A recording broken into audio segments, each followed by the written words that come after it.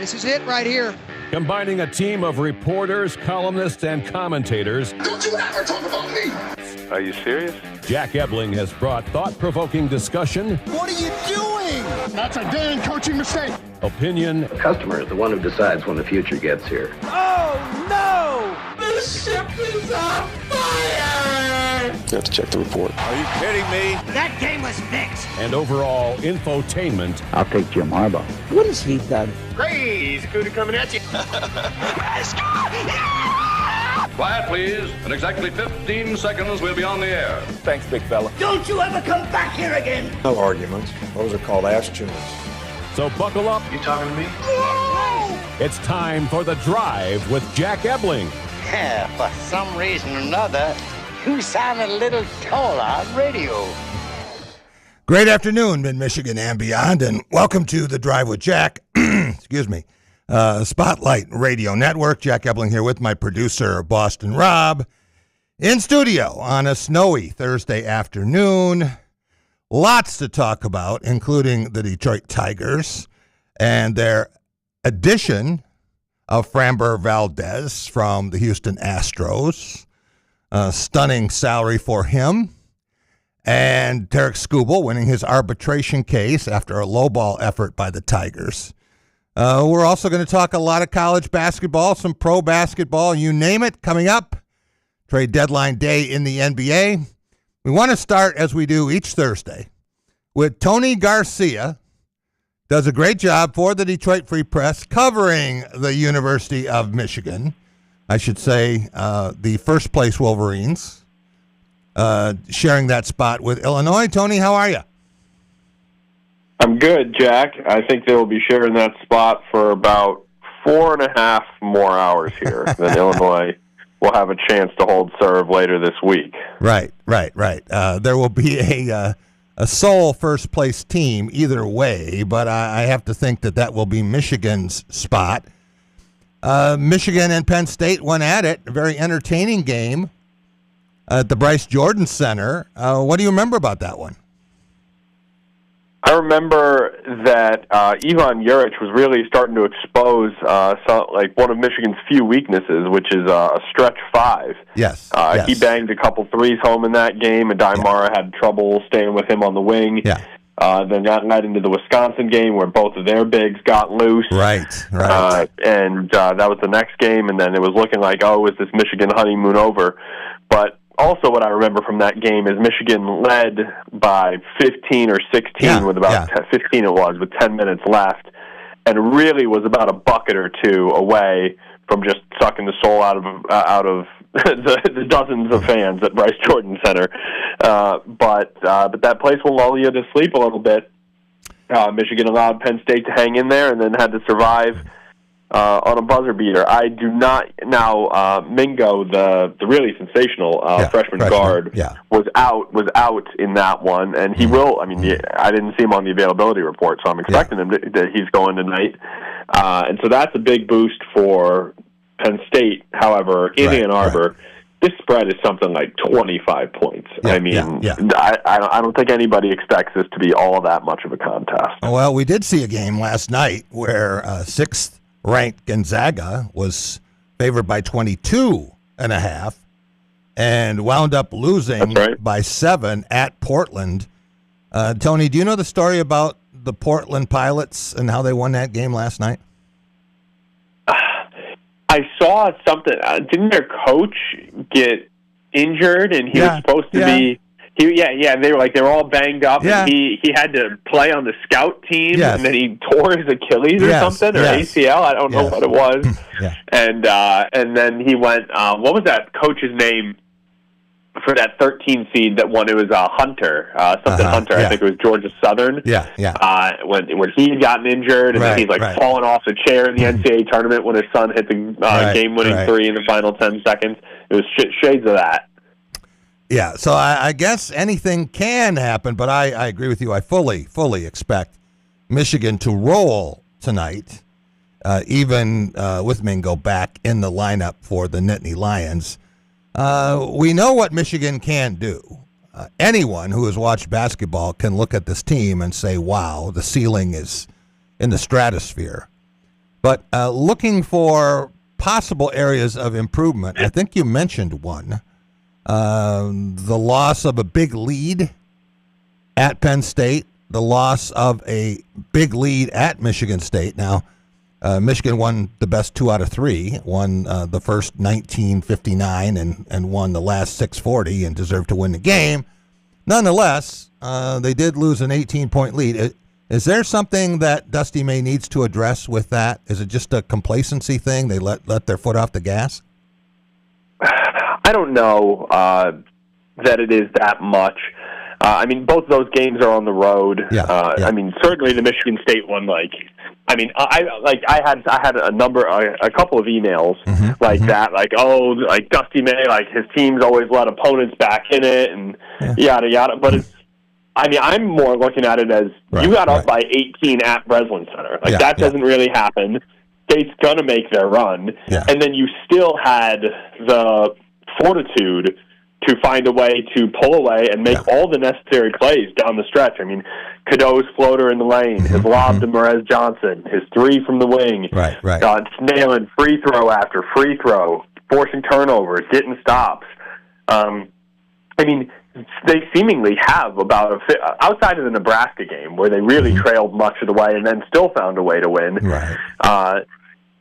I think they led Wisconsin by a bit when they lost that game. And was that a lead that got away in that game? I don't remember. Double digits. I don't remember if that was a Michigan lead that got, but it wasn't that big a lead anyway, right? Yeah, no, but I mean, in 19-ish of 21 games, they've led by double figures at some point, and they find a way to win just about all of them. So I mean, they just. Of course, you want to be able to put your foot on the opponent's throat and really end things, and they have a number of times. Many of those were early in the season, be it Auburn, San Diego State, Gonzaga, where they won 8 games in a row by 25 or more, so they can. But this is the Big Ten. It is going to be hard, and a number of their games lately have been on the road in the Pacific Northwest. Washington and Oregon, then at Michigan State. And to win all these games, I mean, I wouldn't call them close. They weren't blowouts, but you handily won most of these games. Yeah, double digits, right? All between 10 and 12 points. Yeah. I mean, I'm not terribly concerned. I mean, and if that is the problem, that's a pretty good champagne problem, if you ask me. Would you be surprised, Tony, if Michigan is not the number 1 seed for the Big Ten tournament? I don't know about surprise. I mean, I think Illinois could still do it. I think Purdue could still do it. I mean, obviously, Michigan State really their chances just took a massive hit over the last 5-6 days.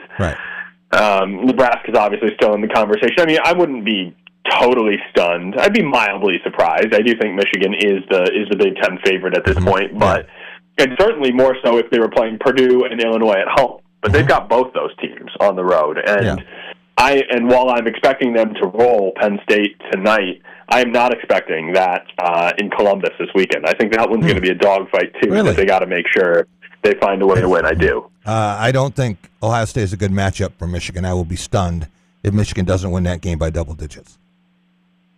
Well, it was tied at home on Trey Burke night with 8 or 9 minutes left, and I know every game is its own individual entity, but I think it'll be pretty close. Okay, I expect them to win, but I think it'll be close. When Michigan State made its run, and Michigan and Michigan State kind of traded uniforms, it seemed, or at least basketball personalities for a while, early in the second half. And it got close, and then it got very close, and then Michigan State actually took a 2-point lead. How confident were you at that point? Did you say, okay, Michigan State is firing all of its bullets right now, and eventually it's going to come back to earth, and everything's going to be good? Or did you think that, hey, this is going to go right down to the wire, it's going to be a one-shot game? The latter. And once Michigan State got that lead, I thought that next possession, so they led twice, 57-55, and then 59-57. Will Cheddar's three, massive from that right wing. Had he not hit that shot, I would have really thought I would have gone all the way to I think Michigan State's going to find a way to pull this one out. But Michigan never was on defense and trailing, right? Michigan State never had the ball with the lead. That's correct. So Michigan was, even when things had gone horribly wrong for them, they were always, still in it, usually in control. And as we've seen, even, at Breslin Center, those are, the toughest games to win. That's why that's just the fourth time this century Michigan's done it. Right. But as we've seen in college basketball, no matter who the team is, when you have to exert that much energy to claw out of a 16, 18-point hole, it just, it takes almost all your effort, right? And then Michigan's depth, they kind of beat Michigan State at their own game, right? Holding even on the rebounds and having enough depth. Michigan State has typically been the team this year that just sort of wears teams down and wins that final 5-10 minutes. But Michigan State was worn down by that point. Michigan State played its players more than usual, and I thought the Michigan depth, the bench strength of Michigan was really a key factor. Tony, do you like hockey? I do. Well enough. Okay. So let's say this were a hockey format and you're going to have a 3-star selection at the end of the game. These guys aren't going to, run out the way they skate out at the end and do a loop. But you were to name the 3 stars of that game last Friday. Who would be 1, 2, and 3? I'll go from 3 to 1. Good. Star 3 would be, I think that's how they do it, right, in hockey? Yes. Star 3 would be Elliot Cadeau. That's right. 17 points, 6 assists, a lot of really, really big plays when Michigan needed it. Star 2, and he has been a hot-button issue this week. I think you know where I'm going. Would be Jeremy Fears, even for the antics and for some of the things that he did then and since, I guess, is not really relevant. But certainly in that game, he was still sensational. I think he had a career high, 31 points. He was the Michigan. He just didn't have enough help for otherwise. If anyone was hitting shots for Michigan State, I think they could have pulled that one out, but they just weren't going to on that night the way things were going. 4 of 23 shooting from long range, and then the star of the night had to be Yaxel Rendeboer. 26 points, 12 boards, 6 offensive rebounds. Just a lot of really big plays. Obviously, a number. He had 5 of those points in literally 1 second apart from the free throws, and then the and one that really swung things late in the first half there. But that was just about the best I've seen him this year, certainly given the magnitude. He had never played in a game like that. So for him to answer the bell in that way, early on, I would have said Morez Johnson. Morez was fantastic defensively, switching and just turning Michigan State's water off. But those would have been the 3. Rob, didn't I tell you that Tony Garcia really knew his basketball? He agreed with me exactly in picks 3, 2, 1, and you're the first guy who's done that, because I've had a lot of people who have said, Jeremy Fears had 31 points. He was the only reason Michigan State was still on the floor. And then the Fox crew couldn't stop talking about Elliot Cadeau, and I can understand why he would get a lot of flowers. But to me, Yax was the difference. And the play that really encapsulated the game for me was when he blocked that 3-point shot from Fears and then got the pass in stride and dunked. Did it on both ends. And I didn't expect that he was going to be that good at the foul line. Maybe he hasn't been. Maybe Michigan hasn't been. But he picked a good time to have a good game, and Michigan State had a bad time to play bad basketball for much of the game. So that's the result you get. Tony, how well would you say you know Dusty May? Pretty well.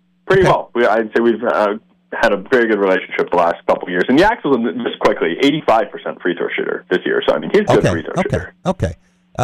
He isn't the reason that Michigan's free throw percentage was lagging a little bit, right? No. In terms of the league. Adai is the primary culprit. Depends on who you foul sometimes, right? You have Dusty May's cell number? I do. Did you have Juwan Howard's cell number? I did not. Okay, well, to me, that says a lot. I mean, if you don't have the head coach's phone number, that says a lot to me about the head coach, but we'll let that go. In terms of Dusty and the dust-up with Tom Izzo, and there had been friction before, going back to Big Ten meetings, and it was a very, very brief exchange after the game. It seemed fine before the game, seemed normal, I guess, other than that Dusty got quite the greeting when he came out before the game. But in terms of those two, it seemed like a lot of other coaching exchanges with guys who were not close friends. Okay. Now, how much would you pay, or how much would you want to be there if those two went on a canoe trip? Yeah, I would certainly want to be there. I mean, I think they are two of the, I would say, three best coaches in this league. I would put Matt Painter in that class as well. And obviously, Tom's track record is much, much longer than Dusty's, but just given what he's done, and I mean, I've talked about this at nauseum and written about it as well. Yeah. It's not just in-game coaching, right? I mean, I've watched him and been to the vast majority of his 50-some-odd games. I think he's almost at 60 games now in Ann Arbor. Right. And, I mean, he's just really meticulous. The way he puts, I mean, his vision ahead of the season to see potential roster constructions last year was, Vlad and Danny Wolf are not going to be able to play together, 2 7-footers. This year, it was the 3 big lineup. So he's not willing to go against the grain if he feels that he can foresee what's going to happen. And he's obviously not afraid to pay top dollar in the portal. Right. Izzo is much more inclined to develop and keep and retain. So it's two different philosophies that have led to a good amount of success for both teams, right? I mean, last year Michigan State won the Big Ten regular season. Michigan won the tournament. Both made it to the second weekend. Both were bounced by the same team. Right. When they met less than a week ago, they were 19-1 and 19-2. Yeah. There are different ways to skin a cat, as they say. Yeah. Well, I would agree with that. How much does Dusty May play basketball? I know that he was a student manager at Indiana. I've seen some really good student manager basketball players. In fact, they have a championship for that group. But does he play a lot? Do you know anything about his basketball pedigree? I don't know a ton about it. I mean, I know he played in high school. I know I've seen him run some pickup. He can shoot it. Shoot it a little bit. And he said, I think he joked about it this last week. He was more of a back to the basket kind of player growing up until he stopped going up in height. He didn't cap out much beyond where Izzo did. But no, I mean he can. I mean I've seen clips of him running. Like some 5-on-5s from his FAU days. Is he 5'10", 5'11"? Well, how tall is Dusty May? I'd put it closer to 5'8" or 5'9". 5'8" or 5'9". Okay, so the Izzo is supposedly 5'9". I guess it depends on what kind of shoes he's wearing. He is not 5'9". He is not 5'9". So my point is, I don't know if Dusty is a runner.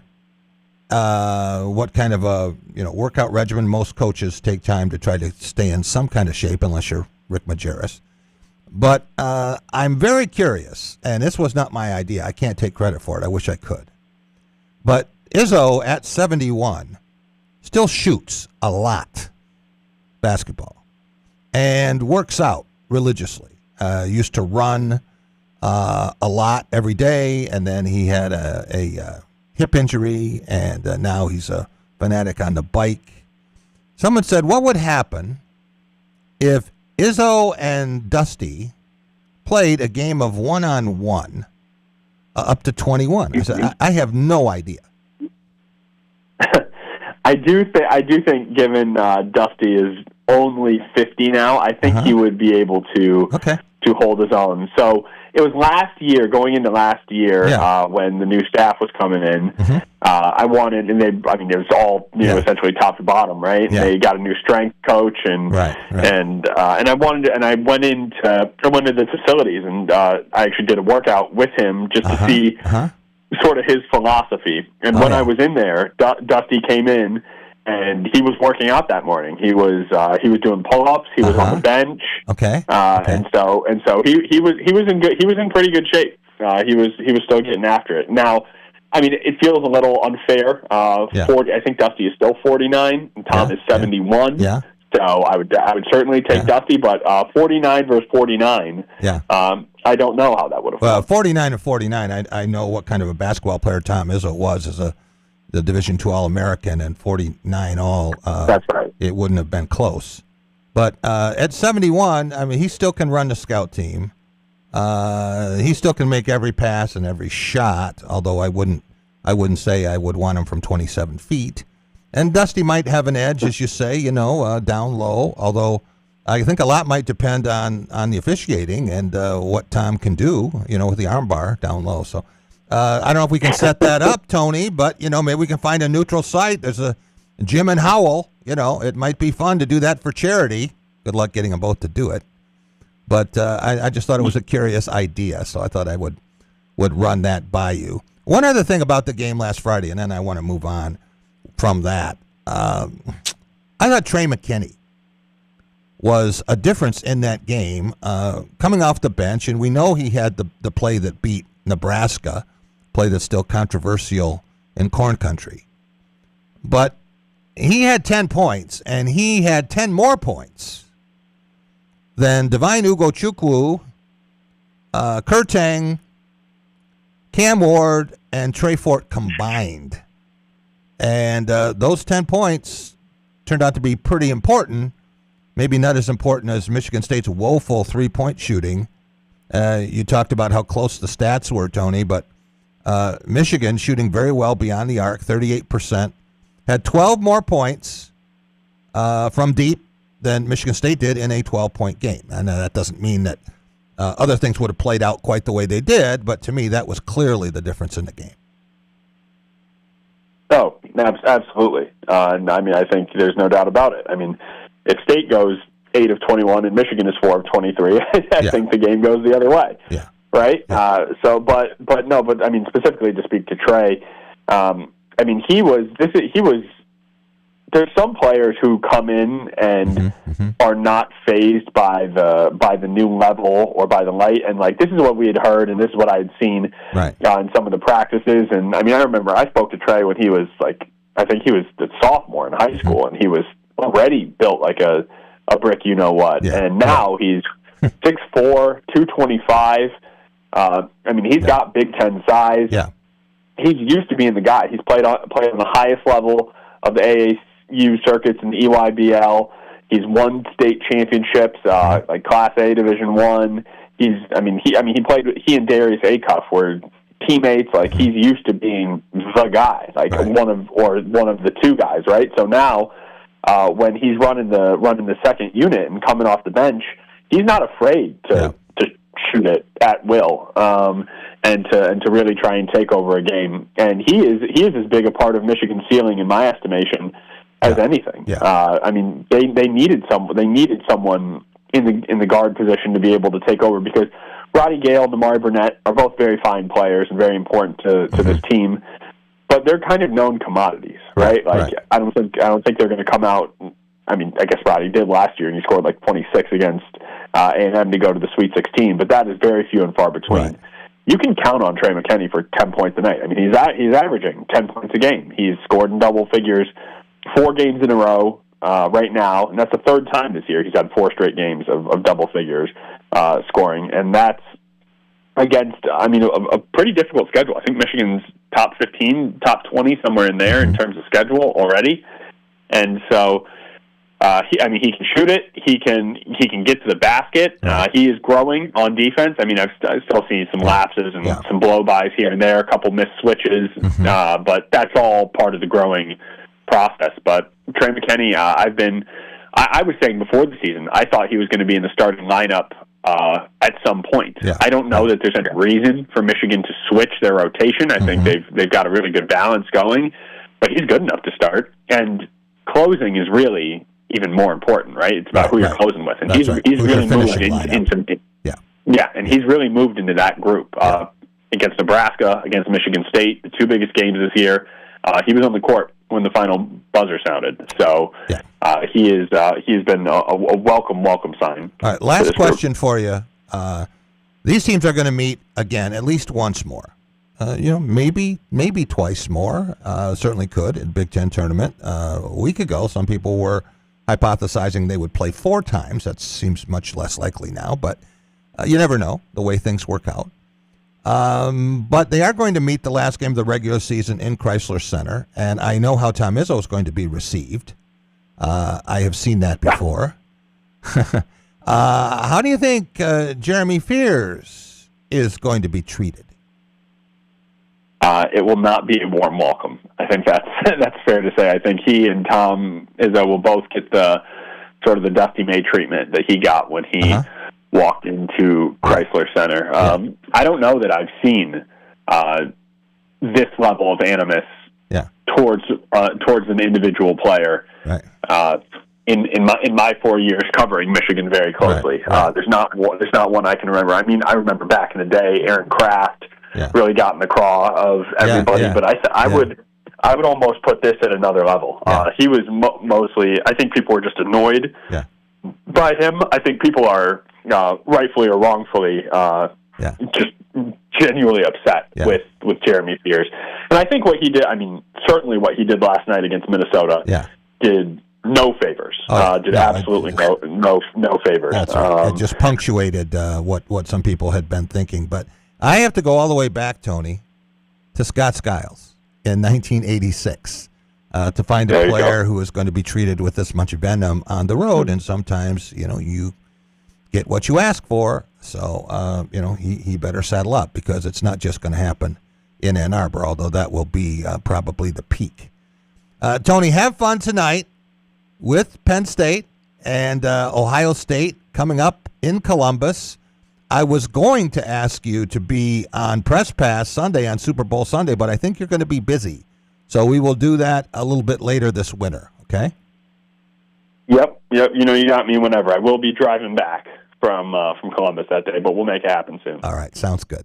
We will be right back, and Rob, we're going to talk with Gary Gillette, baseball historian, author, editor, the Baseball Encyclopedia, sabermetrician, you name it.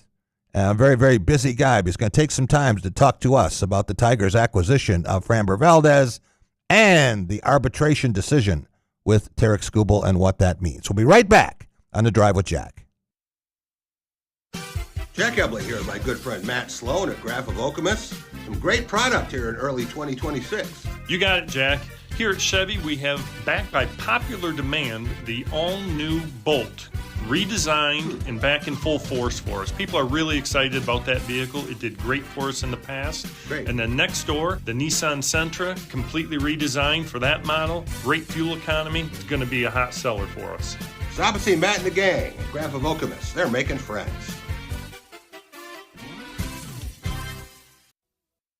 So, it's been a while since you've had your jewelry cleaned and inspected, right? Where will you go and who will you trust with your most valuable and treasured heirlooms?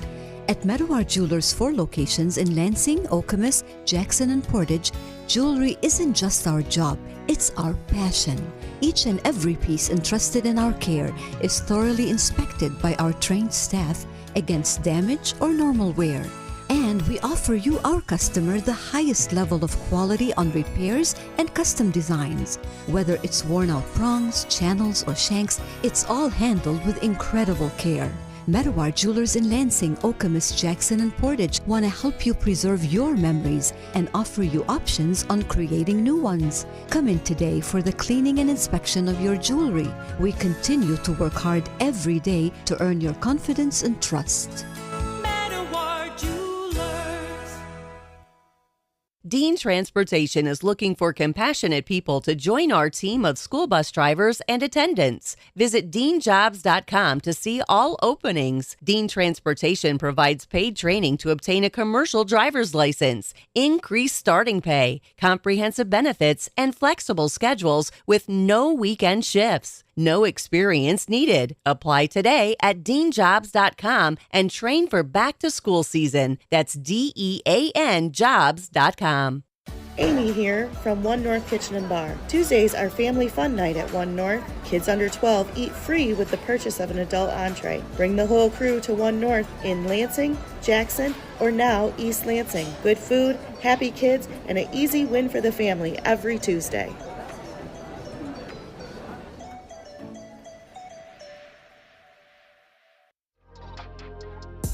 Are you passionate about college sports? Foster Swift Sports Talk is your go-to podcast dedicated to addressing the hottest topics in college athletics, including recruiting practices, NIL, the trade portal, collectives, and revenue generation. Join us as we bring you insights from student athletes, college head coaches, administrators, and other industry leaders as they share their experiences in this rapidly changing arena. Our mission is to share information and help educate student athletes, parents, coaches, and other stakeholders with the knowledge, resources, and strategies they need to make informed decisions and maximize each college athlete's potential for long-term success. Check out our latest episode where we're joined by Trav Moore and Coach Rob Zimmerman from DeWitt to discuss their state championship run. Like and subscribe to our YouTube and Facebook pages to watch all of our episodes, or you can give us a listen on any of your favorite podcasting platforms by simply searching Foster Swift Sports Talk. Until next time, I'm your host, Dave Russell.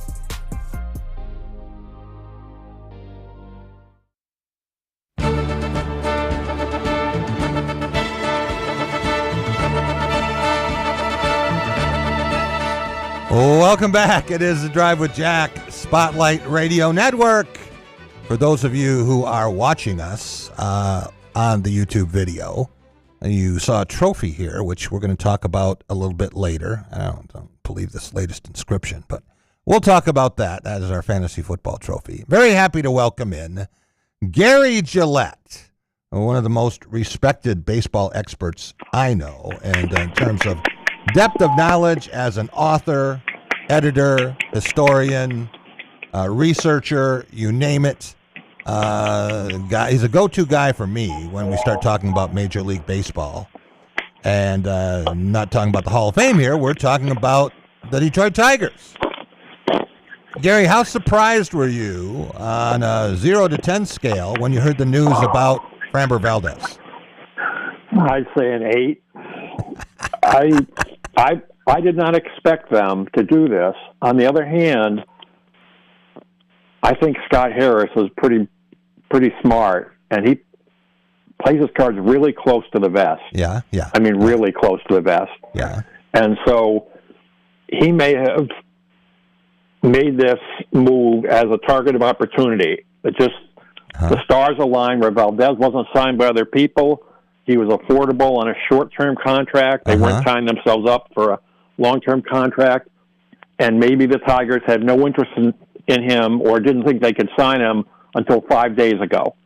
On the other hand, he could have been laying in wait all along. I mean, I don't think Harris is infallible. He's made mistakes. Yeah. I think the arbitration filing for Skubal was a colossal mistake. Yes.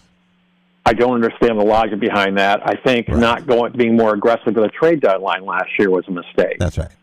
On the other hand, when you're as smart as he is, and he's done as good a job as he has in the years he's been here, I think you got to give him the benefit of the doubt. Okay. And I give him the benefit of the doubt. Okay. Because it wasn't that long ago when being a Tigers fan in Detroit was like poking pins into your eyes and then rubbing salt in the wounds. Yeah. And he completely changed the attitude, the team, the talent level, the fan experience. I mean, he changed everything in 3 years. Actually, in 2 years. Fan than I am, but I see what you're saying. I get it. In terms of Framber Valdez, why was he available so long, and why didn't teams with a lot of money and a lot of needs really go hard after him? Well, I didn't hear what he was asking for in terms of a long-term deal. He could have scared people away by asking for $40 million over a year for 7 years or something. Mm-hmm. I think there are a couple things. One is his stats did deteriorate last year. Yes. He went 13-11, which is not great. His hits per nine went up a career high, I believe. Mm-hmm. No, I'm sorry, since his second year. Yeah. His home runs per nine stayed good. His walks per nine went up. His strikeouts were good. But, he's got a lot of miles on that arm. For today's pitchers, now, we're not talking Mickey Lolich here, right? Right. Today's pitchers operate on bicycle tires that are designed for racing bikes. That's right. Compared to the balloon tire bombers we know and loved when we were kids. Good analogy. And Mickey Lolich's arm is like a balloon tire bomber tire compared to what current pitchers are. Yeah. So he's got a relatively large amount of miles on his arm for a guy that old. Yeah. For modern days. Yeah. And his stats are somewhat in decline. Mm-hmm. I didn't look up his Stuff Plus. I wish I'd looked up Sarah's Stuff Plus to see, but he didn't set the world on fire. Yeah. And then there's the other thing about him crossing up as catcher. I keep seeing that, and tell us really about that. How did that work? What really happened? Well, he got mad at his catcher after allowing a home run or something. I think I don't remember the circumstance. I think he thought his catcher called for the wrong pitch. Why didn't he shake him off? And I don't know. I don't remember. What I do remember is he crossed up his catcher, and no one believes his excuse, and no one believed it when his catcher took a bullet for the team afterward and said, "No, we're good. It wasn't intentional. We're good." No one believes that. So I think you have to worry about the makeup of a guy who would do that. If he's a Scrabini, he would have been released immediately after that kind of thing.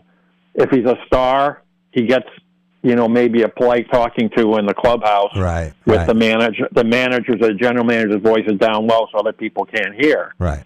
And so it appeared that it scared a lot of people away. And, if he had a Tarek School kind of year, it wouldn't have scared them away. Right. But when you combine his age is, he'll be 32 next year. Now, that's not the end of the world. Yeah, 32, I personally would kill to be 32 again. I would spend a lot of money to be 32 again, wouldn't you? He'll be 32 all season. Yeah. Yeah, he'll be 32. He's just in that twilight zone where you have to wonder, what are the odds something is going to go wrong? Every pitcher is basically like a walking disaster area these days.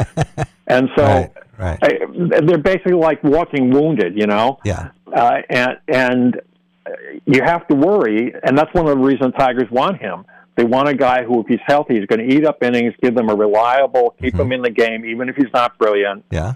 And if they can get a healthy season out of Struble, a healthy season out of Valdez, get a healthy league average season out of Flaherty, and maybe Reese Olson contributes 20 quality starts. Yeah. You know what? They're in the World Series, or at least they're going to run deep into October. That's right. And this is the time to do it.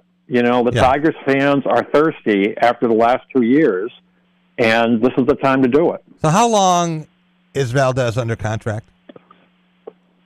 3 years, right? Okay. Isn't it a 3-year deal? 3-year deal, right? For $38.3 million average, 38.33 average. That was 115 for 3 years.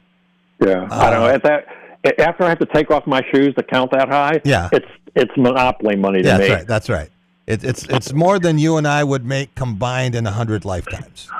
So I'd have to figure that out, but highly likely. Yeah. So when you think about Houston, and do you know what the Astros offer to Valdez was? How sad are people? We're going to have Chris Baldwin, who covers the Astros, on with us a little later. But good for you. Yeah. Do you know? That'll be an interesting interview. Yeah, he's a great guy. I don't know.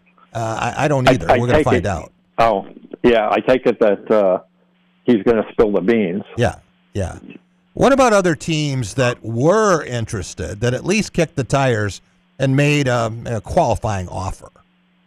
You know who's in the running for Valdez? I do not. I wasn't. Frankly, I wasn't following him because I figured he'd get scooped up at a lot of money. I don't want to say an obscene amount of money, but a lot of money by one of the big market teams. Yeah. And I didn't think the Tigers had a 10% chance of signing him, so I just wasn't paying attention to him. Right. Yeah, well, the Tigers sometimes they talk about not having a lot of money, and they raise the price of pepperoni, and I see that they're paying Javi Baez $26 million this year, and now Valdez $38.3, but their qualifying offer to Tarek Skubal was, in my mind, a highly insulting $19 million for a two-time Cy Young Award winner. And when you look at what other pitchers in Major League Baseball are making, Blake Snell and Garrett Cole and Crochet, and there are a dozen of them here that are making well over $19 million. And as I look at that, I can only think that Scott Boras is shaking his head, saying, "Okay, we're going to win an arbitration with the $32 million, which I think is still below his value."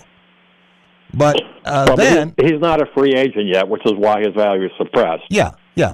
But he will be, and I think I would let it be known if I'm Scott Boras right now that whatever team trades for him is only going to have him to the end of the year. He is not going to sign an extension, and he is going to put himself on the open market. And I think that would bring his value in trade down if he is absolutely a rental.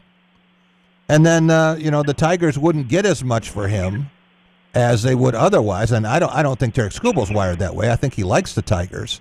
I saw him at things in Detroit. Absolutely. So, all things being equal, he'd be happy staying here. It's not like he can't wait to get back out to the West Coast. But to me, if you are insulted that way, where you are making $7 million less than Javi Baez and less than half of what they are now paying on a 3-year deal for Framber Valdez, I would say that book is closed in Detroit. Yeah, I don't think that they realistically thought they could sign him, and I don't think they were ever going to make an offer that he or Scott Boras would seriously entertain. So why not just make an offer, Gary, of 25 or 26 or whatever? It's not going to be what he wants, and it's probably not going to be what he gets.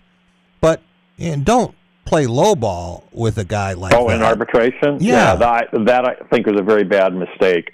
I'm not sure what the reasoning was, absent us sending the Watergate burglars in to bug Chris Ilitch's office or Scott Harris's office. Right. I'm not sure the rationale. All I can think of is they are resigned to losing him. Yeah.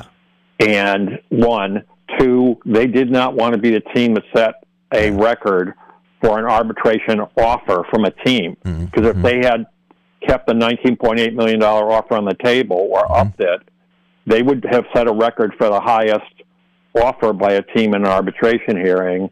And 3, maybe they think if they lowball them, they piss him off, and he'll pitch even better. Maybe he'll win the Cy Young Award in both leagues this year. I don't know what he could do better, basically. Yeah, I guess that's one way. Let him pitch angry, I suppose. Although he looks pretty angry. He's out on the mound to me. Yeah. The kind of focused anger, like every hitter is his enemy, and he's going to annihilate them. That's the kind of focused anger you want. Yeah. Yeah. So here's the other aspect to that $19.8 million offer, Gary. Now, the Tigers are at the trade deadline, right? And they're trying to get all they can for him. They're trying to get the best package they can. It's the first thing I say if I'm another team. Well, wait a minute now. How good is this guy? You offered him half of what you offered a guy who's 3 years older and has more miles on the tires. You can't be trying to get every prospect we have if you wouldn't pay this guy more than $19.8 million. Yeah, I don't think that conversation is ever going to be held because I think everyone knows that was a mistake. Yeah. And I think everyone knows that the Tigers are going to ride him. Yeah. They're going to ride him until the end. Yeah. And is since he's not going to stay, if his arm falls off at the end of the year, but they go to the World Series or win the World Series, hey, not too bad for him, not for them. Now, of course, they're not trying to do that, and they don't intend for that, and it probably isn't going to happen. Right. But, when it comes to August or September and they're in the pennant race and they could give him an extra day's rest, they're going to want him to go out there, and they're going to want him to take the ball. Yeah. And he will. He will. And no one's saying that he's going to be Mickey Lolich and throw 376 innings, but he is going to do everything he can for this organization because I really like Tarek Skubal, the person and the competitor, and I think that he wants to win, and that's going to be reflective in his eventual decision. Not that he's not going to take the money, but I think he's going to go to a team where he thinks he can get a championship. Right. Yeah. I think so as well, and I think that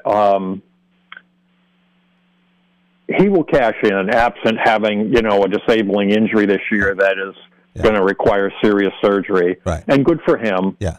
The kind of numbers that are being thrown around now just make my eyes water. Yeah. But I remember standing in Beggar's Banquet back in the 70s, talking with one of my professors, standing at the bar there, which is one of my favorite memories of being at MSU, which of course being in a bar across the street, right? Right. Was having a Strohs on tap and talking about the latest signing where somebody got like a $500,000 contract over 5 years. Yeah. So I don't want to, say I can't adjust for inflation. Right. If the owners are offering the money, they have the money. Yeah. And if they offer the money they don't have, it's because someone like Steve Cohen cares more about winning than making money. That's right. And if the other owners don't like that, they shouldn't let him buy the Mets because it doesn't take that many owners to stop an ownership from being approved. Yeah. But the MLB has this problem, and all the teams like Pittsburgh and Detroit and Kansas City have this problem is whenever a club goes up for sale, they want the greatest fool to pay the highest amount of money, whether it makes financial sense or not for the club. They want it both ways. Because if the Mets sell for $2 billion or whatever, the Tigers' value goes up proportionally. But when it comes to someone then like that doubling the payroll of the team or tripling the payroll of the team, they don't like that. And I'm thinking you can't have it both ways. You can't invite these people into the tent who have printing presses in the basement churning out crisp $100 bill 24/7 at a high speed, and who light their cigars with $100 bills. You can't have them. You invite them into lodge and then expect them to have pity on you because you don't have the same amount of money they do. Right. Yeah. Interesting dynamic. Gare, we're going to have a lot of time to talk about this, but what do you think the chances are that we do not have baseball in 2027? We know how the NFL works. We know that it is all for one and one for all. Everyone is together, unified. It's not in Jerry Jones' interests to have a hard salary cap when he could go out and buy the best players, but the NFL seems to work pretty well. And there's a lot of talk about a salary cap in baseball. The players have said over our dead bodies. What do you think the chances are that we lose a year? Unfortunately, pretty good. Can I just make one more comment about Skubal? Yeah. Here's a stat that I find fascinating, and I think it's to the Tigers' credit. Okay. One of the reasons he's been so effective is they don't start him on 4 days rest that often. That's I mean, in a 5-man rotation, you should be starting every 5th day. Now, there are off days and whatever, but over his career, he started 57 games on 5 days rest and only 46 on 4 days rest. Yeah. And 31 on 6+ days rest, but that includes, where he's been injured and he comes back. But, I mean, that's being really conservative with him. He could have 2 or 3 more starts every year. Yes, he could. Yeah. Yeah, he could. Maybe he will this year. It's to the Tigers' credit. They have not babied him, but they've been very careful with their franchise pitcher. Right. And it's to his credit that he's so damn effective. Although you wonder if he got those extra 3 starts, would that make him less effective? And even if it did make him a little bit less effective, he's coming from such a high level, it might still be worth it. Well, anyway, you're asking Mr. Pessimist about 2027. I think the odds of a work stoppage that impacts the season, that is not the off season, 90%. I think the odds of work stoppage that trim the season by at least 10 games that aren't made up. I don't care if they're made up. At least 75%. I don't work stoppage that lasts 2 months or more. 50%. A work stoppage that kills the whole season. 25%. Okay. It's going to be there's going to be a bloodbath. And it's going to make 94 and 81, for those of us who remember 1981, look like a game of tag. Right. I just want it fixed, and if it means no baseball, as tough as that would be in the summer, I think in the long run, everyone would benefit from it. It's like road construction. Everybody hates it, but at the end, when you have the real nice roads, it's that's pretty good. What potholes? You don't think about that. Last thing for you, Gare. I want to give you 90 seconds, and I should give you 90 minutes, but I want to give you 90 seconds to talk about Mickey Lolich and his place in baseball lore. Not just the 3 games in the World Series that he won, Lou Burdette, Bob Gibson, Mickey Lolich doing that in the World Series. Not just the only career home run he had. He hit in Game 2 of that World Series. Isn't that amazing? Yeah. I just read again a quote from one of the Tigers, I can't remember which one, who said that Mayo Smith was the dumbest manager in baseball, and yet Mayo lets him hit and hits a home run. I mean, somebody rigged that season. Somebody bribed St. Peter to make sure that they were looking out for the Tigers in heaven that year. Yeah. The highlight to me of that series, and I wound up seeing games 3 and 4. I did not see game 5, which is the one I wish I had seen that the Tigers won. Saw game 3 on Saturday, and I saw the horrendous 10-1 rain game on Sunday at Tiger Stadium. But in game 7, Lolich is out there against Gibson, right? He pitches game 5, and Mayo says at the end of game 6 or late in game 6, hey, what do you think about pitching tomorrow? And Mickey thinks he's talking about pitching an inning or 2. Yeah. And he says, no, I mean, could you start? And could you give me 5? That was what Mayo said. And Lolich told me this when we were doing the book, and he said, yeah, I can probably give you 5. And then he went out there and said, can you give me one more? Can you give me one more? And after 7, he came in and he says, hey, I got this. And the highlight to me of the whole series, people talk about Willie Horton's throw and how important that was, getting Lou Brock at the plate. I can't imagine anything better for a pitcher than picking off Lou Brock and Curt Flood back-to-back in the 6th inning of Game 7. And from that point on, the Cardinals were done. That World Series, well, the whole season, but the World Series in particular, was such a series of unlikely events, including perhaps the dumbest manager in baseball and one of the dumbest or worst managers of all time, figuring out, although I guess it was suggested to him. That's right. By somebody else. Al Kaline and Norm Cash went into his office. That's how it happened. Yeah. Kaline and Cash were smart guys. That's right. Smart guys. That's right. Cash is greatly underrated. That's right. He is a legitimate candidate for the Hall of Fame. People would appreciate all the things he did. Thank you. And he was a really smart player. Yeah. But so Mayo at least had the sense to recognize that was it solved a brilliant problem. It was one of the greatest moves in baseball history. Yeah. And Stanley, the fact that Stanley actually did it. Yeah. As I understand it, he was not interested or not willing at first until Northrop talked to him, I believe. Yeah. And, and people don't remember now that the next year they started Stanley at shortstop. Stanley was their starting shortstop in 69, and then he played himself back into center field. Right. And that's no discredit to him. Yeah. But the fact is, he wasn't really a shortstop and couldn't have done that over the whole season. Yeah. He would have hurt the team. So they put him back in center after, I think, 50 or 60 games. Right. And I'll give you a trivia question. Do you remember who the Tigers ended up at shortstop that year with? In 69? A no-name guy. Yeah, no-name guy you would never remember, except that he once went 7 for 7, I think. Or Cesar Gutierrez. Cesar Gutierrez. Yeah. Cesar Gutierrez, Yeah. Okay.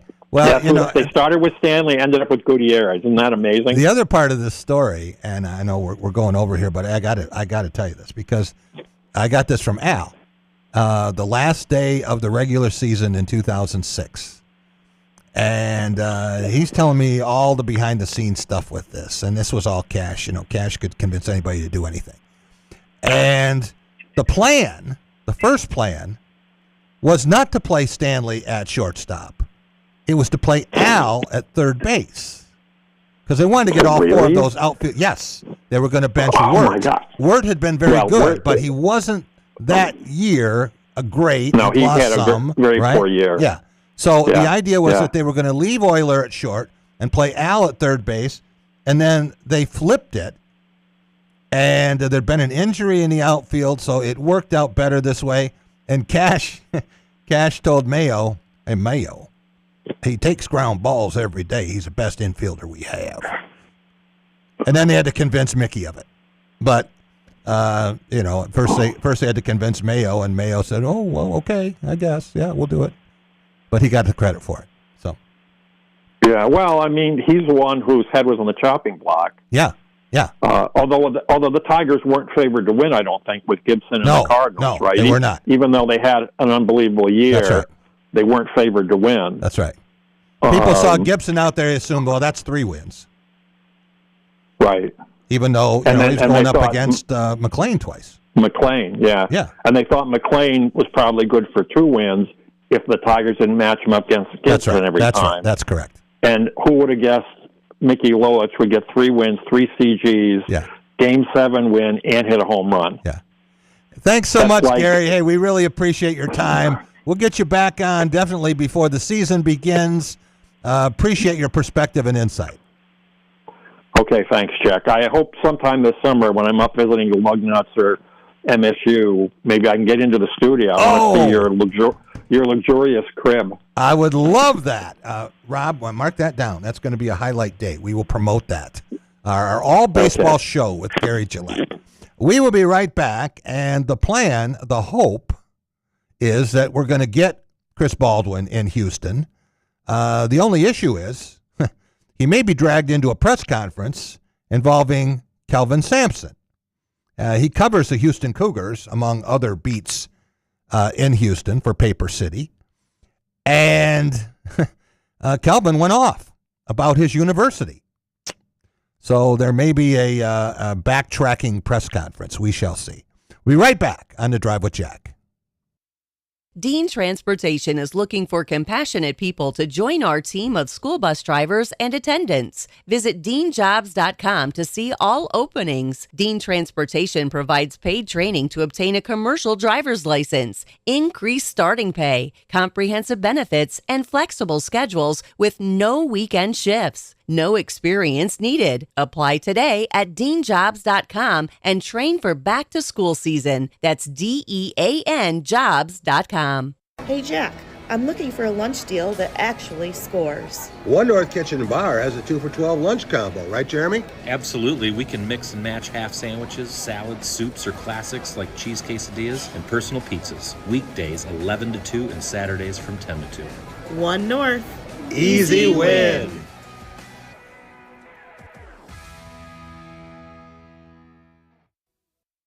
So, it's been a while since you've had your jewelry cleaned and inspected, right? Where will you go and who will you trust with your most valuable and treasured heirlooms?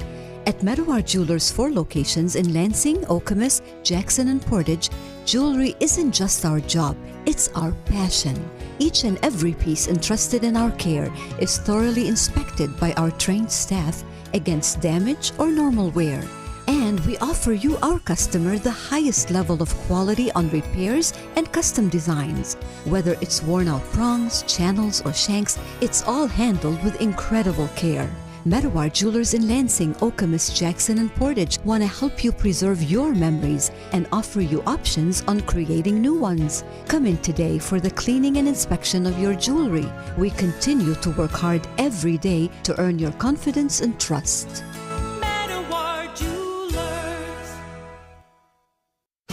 Jack Ebling here with my good friend Matt Sloan at Graf of Okemos. Great time to get a great vehicle. Fantastic time, Jack. 0% financing is back.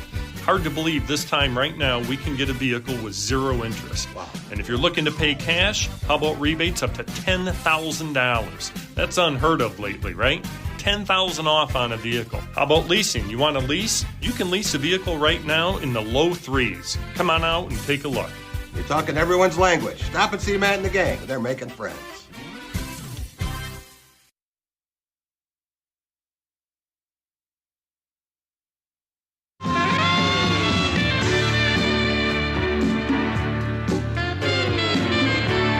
Welcome back. It is The Drive with Jack, the Spotlight Radio Network. Jack Ebling here with my producer, Boston Rob. Really glad that we got our next guest on and agreed to come on provisionally, short notice. You never know what's going to happen when you're as busy as Chris Baldwin. You're covering as many teams, as many beats, as many live stories, including Coach kind of lashing out his own employer, his own university. Chris, how are you? Good, Jack. How are you? Great. Chris, of course, spent a lot of time at the Lansing State Journal, and I remember taking road trips with him in the back seat. And he was a sponge in those days, soaking up a lot of old guys' nuggets and put them to great use. He does fantastic work, Rob, covering the Astros, the Rockets, the Texans, University of Houston, you name it. I want to start, Chris, with Framber Valdez. How sad are the Astros that he is not going to be playing at Minute Maid? I mean, I'll tell you, it's sort of makes he'd fallen out of favor with the fans in particular towards the end of his run. He had an incident last year where he crossed up the third string catcher. A lot of people think intentionally, and hit him. And obviously, a third string catcher doesn't have a lot of power. And so they and the Astros had sort of grown a little. This is not the same Astros front office that brought him in, and I think they were looking, maybe to move on a little bit as well. Did they make an offer to him that was ever considered? No, they didn't really have much contact. I mean, Dana Brown, the GM now, so they really hadn't talked that much. Right. During the season, they had some discussions, but not once he had free agency. We know he'd had several strong seasons, but last year fell off a little bit at age 31. And 15-13, 3.66 ERA. Not bad numbers, but his worst numbers since John Beilein and Mark D'Antonio were the head coaches for Michigan basketball and Michigan State football. So it takes you back to 2019. Yeah. So when you look at that and the fact that he has pitched a lot of innings, now 32, we'll be talking about seasons 32, 33, and 34. Were you surprised that the Tigers offered him $115 million for 3 years? That's $38.33 per season.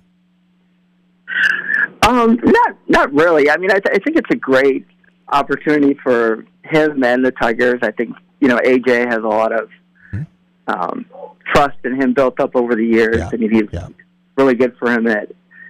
And I just think it's a good chance for him to sort of recalibrate and start over.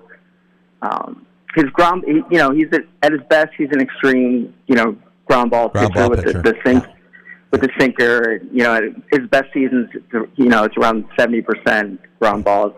Last year it was only 58%, so that, it was a big drop. If he can get back to that, sort of being that ground ball artist, I think there's a lot of upside for the Tigers with this as well. Chris, 5'11". We're talking about Framber Valdez, not Chris Baldwin. 5'11", 235 pounds. I don't think anyone would consider him slobby or even portly, but there's some weight on that frame. Would you say he's in excellent condition, good condition, or fair condition?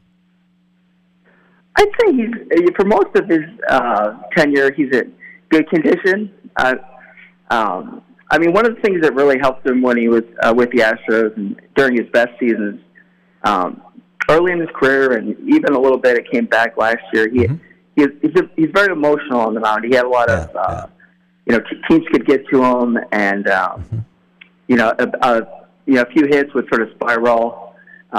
He had a thing last year where he also, publicly questioned, how the Astros were aligning the defense behind him, and that didn't go over well with the front office either. Yeah. But he worked with a sports psychologist that really sort of helped him, on his mental game, and so I think if he can get, sort of back to that's more of the, Fromber that, I mean, they don't win the 22 World Series without him. He was great. Yeah, he was great that postseason. No question. Yeah, and I think he will respond well, Chris, to Chris Fetter, Tigers' highly regarded pitching coach. Most pitchers do, and I think Valdez probably will respond to that. And as a number two, there aren't many teams that would have a better number two guy. He would be an ace for a lot of teams in Major League Baseball. And he's going to be making more than twice as much as the Tigers' arbitration offer to Tarek Skubal. That's hard to fathom, but today we got the word that the arbitrator, to no one's surprise, came back accepting the request from Skubal for $32 million as a back-to-back Cy Young Award winner, which is still going to be more than $6 million less than Valdez is going to make. And it is slightly more than Javi Baez is going to make. But if the Tigers had paid Skubal less than Baez, I think there would have had to be a congressional hearing. Yes, I think you're right there for sure. All right, let's talk about some other things that you cover, specifically the Houston Cougars. And we know how close Houston came last year to winning it all for Kelvin Sampson, getting down to the final game, and it didn't happen against Florida. Is this Houston team as good as last year's? I think they're potentially more talented than last year's team, but they're not as close to as experienced or as last year's team was great in close games until the last game. They won almost all of them. This year they have two freshmen, point guard Kingston Fleming, who's probably going to be a top 5 pick, and their power forward 6'11" guy Chris Senac. Yes. That be a top 15, 18 pick in all likelihood. Right.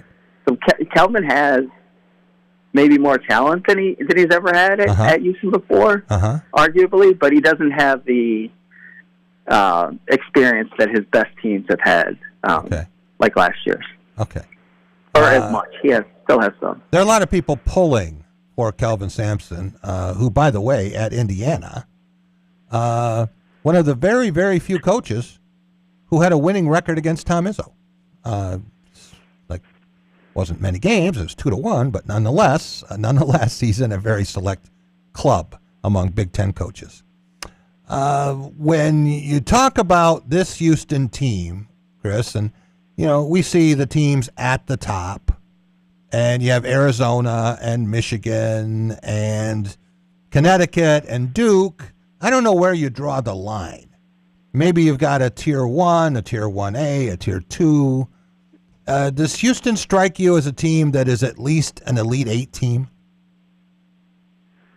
Yeah, I mean, I would say so. They're 20-2. That tough conference. Tough conference. The only team besides undefeated Arizona that doesn't have at least 2 Big 12 losses yet. Yeah. I mean, as you know, the tournament, crazy things can happen, but I think they definitely have the talent and the coaching to be, at least an Elite 8 team for sure. Right. I don't think the gap between them in Arizona is as wide as some people may think. Okay. So if these teams meet 4 times, twice in the Big 12, once in the Big 12 tournament, and then again in the NCAA tournament, is it hard for you to fathom the Wildcats beating the Cougars in an all-cat battle 4 times? Definitely. For Arizona to win all 4, it would be very hard for me to fathom that. With the quirks of the Big 12 schedule this year, they're playing 18 games. They only play them once in the regular season at Houston. On February 21st. Oh, okay. They only play once. I got you. Okay. That's right. Well, now with these expanded leagues, there are a lot of one plays, right? So the idea that they would play them twice, that would be maybe the exception, not the rule. So as I look at this, and there are so many people who appreciate what Kelvin has done and were pulling for him last year, how close to the end is he? I think, like, if you talk to his son, Kellen Sampson, who's Kellen, he's the head coach in waiting, under contract. I mean, he'll tell you that he's never been coaching better. That his dad's at the peak of his powers. Yeah. I mean, with Calvin, it's he could just decide one day to step away. He has a lot of Izzo in him.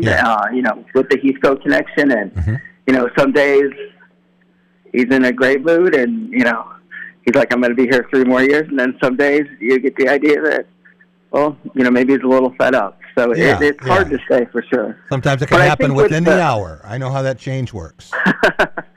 Yeah. I think with the recruiting success he's had lately, that he wants to at least, I would guess, definitely another 2 years. Okay. Yeah, and Izzo likewise is maybe bringing in his best class, or one of the 2, certainly one of the 3 best, but maybe the best. And Kelvin is 70, right? 70, yeah. Yeah. So Tom just turned 71. And knowing how competitive those 2 guys are, maybe they should just go back and they should have a Michigan State-Houston game when they're both 75, and whoever the coaches are at that point, they just sit at the end of the bench and let Izzo and Sampson coach those teams. What do you think? Yeah, I think that'd be a great idea. Calvin likes to joke whenever Izzo comes up that he's younger, so he likes he brings that up whenever he can. But yeah, I think they would. Who wouldn't want a ticket to that game? Yeah, for sure. Right. I think it's about an 8-month difference. Kelvin, I think, was born in October, as I recall, and Tom was January 30th. So what happened with this outburst? And I think Kelvin is prone to say what he thinks. He's not highly filtered. But to say things about your university, that's a little bit slippery terrain. We weren't sure we were going to have you this afternoon because of a possible press conference. Can you explain this whole thing? Yeah, the timing was a little strange because they had just blown out the UCF team that's pretty good and will probably make the tournament by 24 points.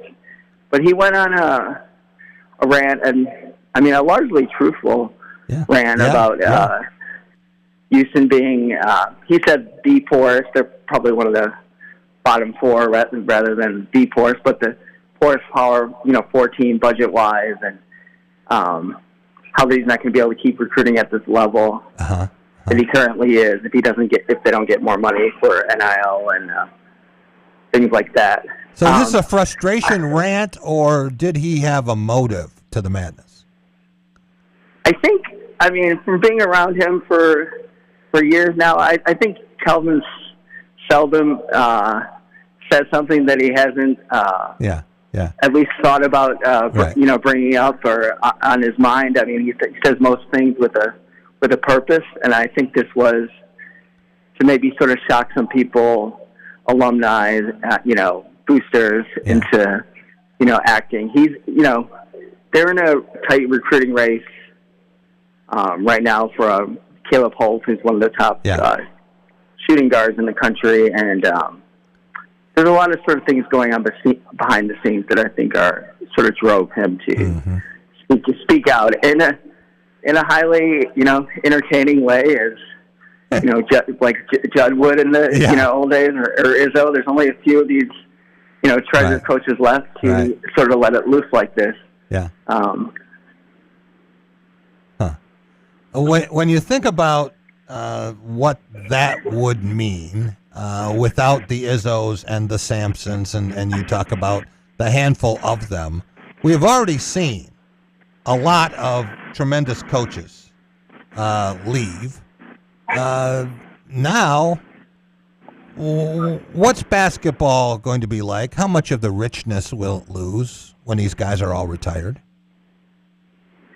Yeah, I mean, you've watched and know even more than me, but yeah, I think it's going to lose some of the characters in the game. A lot of the younger coaches are very buttoned down, more corporate speak and analytics.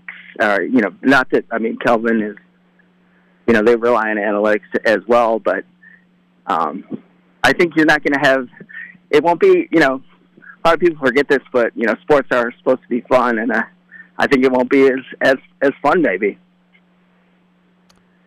Okay, let's talk for just a minute about some of the other teams you cover. Do you ever get a day off?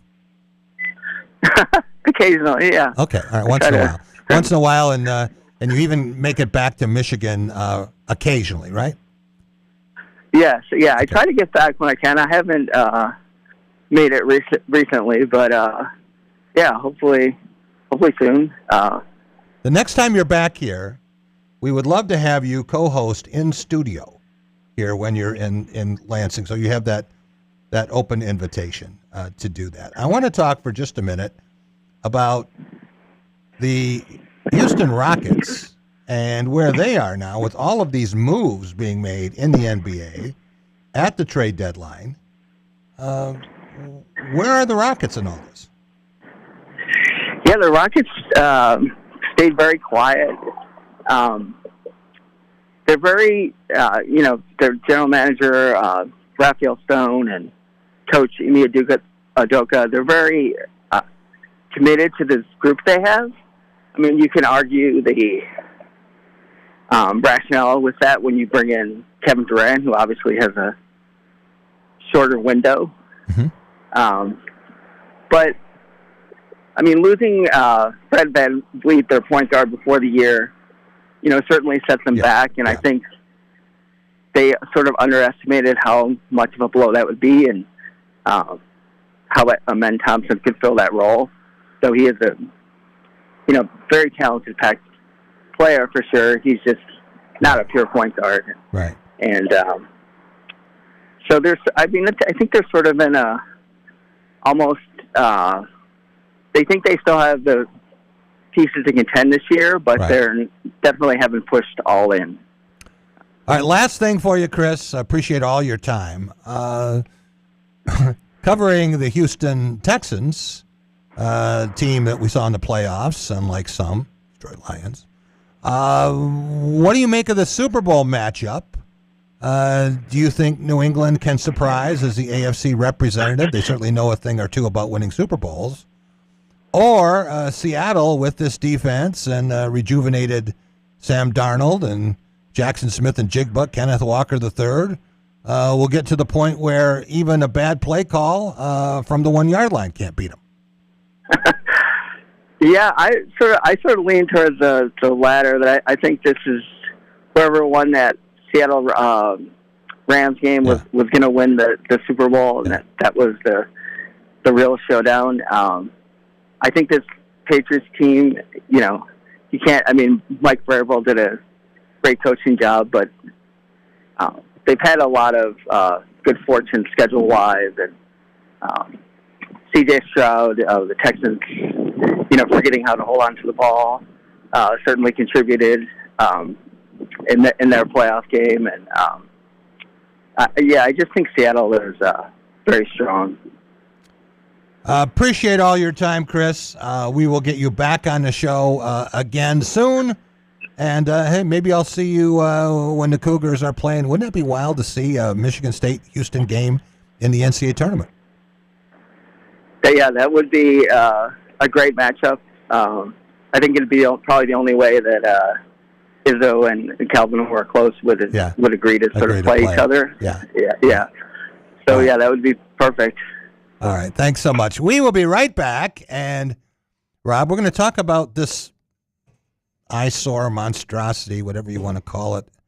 It's called the Robinson Cup. It has to do with fantasy football success. And, we're going to have to add to it pretty soon. We get more names on this base. It's going to be like the Stanley Cup. It's just going to keep going up and up and up. We'll have to take some of the old names off. But yours is prominently displayed for the second time in 3 years. Congratulations.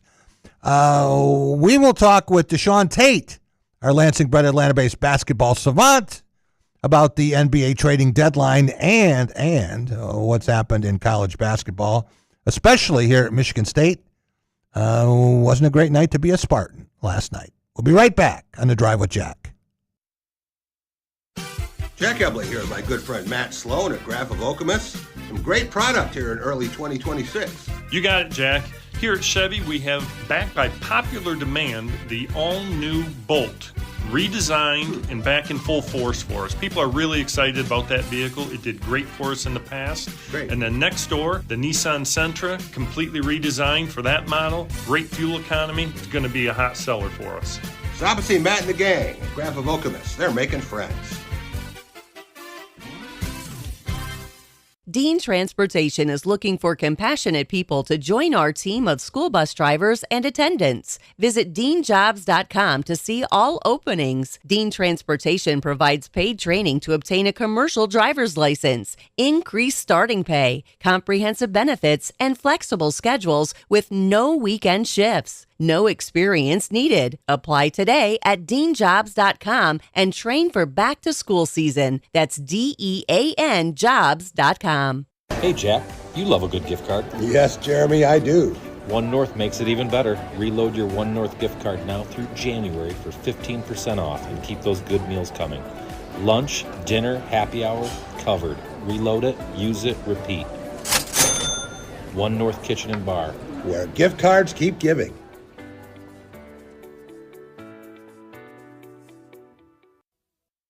So, it's been a while since you've had your jewelry cleaned and inspected, right? Where will you go and who will you trust with your most valuable and treasured heirlooms?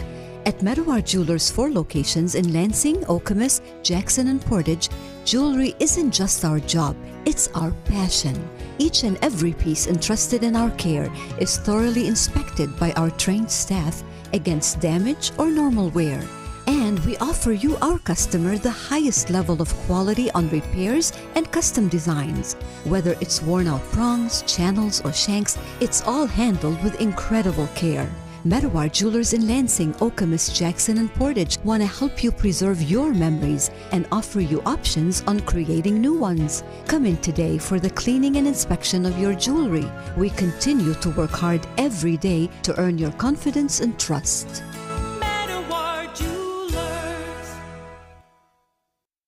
Jack Ebling here with my good friend Matt Sloan at Graph of Okemos. Great time to get a great vehicle. Fantastic time, Jack. 0% financing is back. Hard to believe this time right now we can get a vehicle with zero interest. Wow. And if you're looking to pay cash, how about rebates up to $10,000? That's unheard of lately, right? $10,000 off on a vehicle. How about leasing? You want to lease? You can lease a vehicle right now in the low 3s. Come on out and take a look. You're talking everyone's language. Stop and see Matt and the gang. They're making friends.